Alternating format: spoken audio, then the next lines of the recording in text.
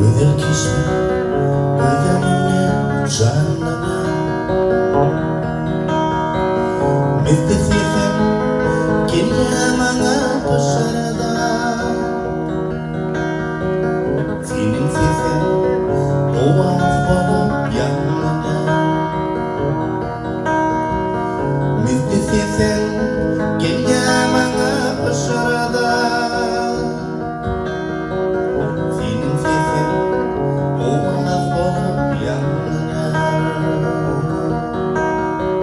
Senin sesin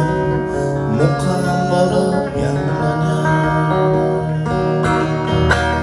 İlmedeme güzel geçmin anımda Duyan seni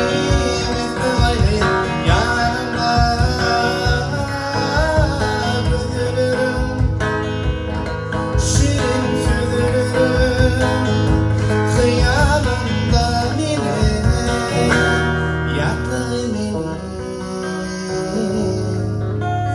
Gözlerim, şirin sözlerim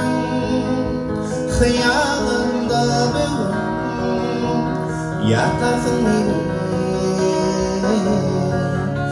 Gülüm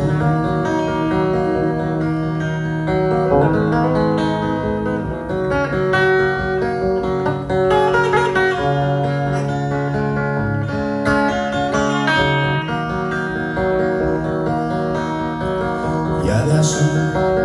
yerlere damından cazay Açarım penceremen konuşasın Onun aydara yürekteki parçasın Senin sesin ovaz bulup yanlanan Onun aydara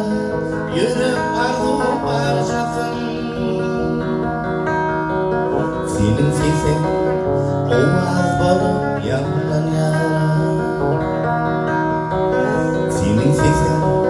mukan bulup yanlanan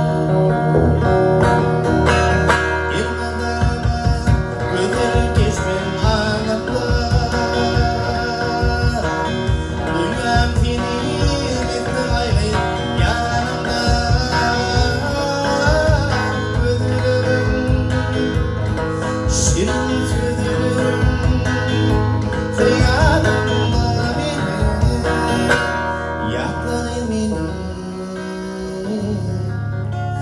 Gözlerim şirin sözlerim Hıyalımda benim Yaklarım benim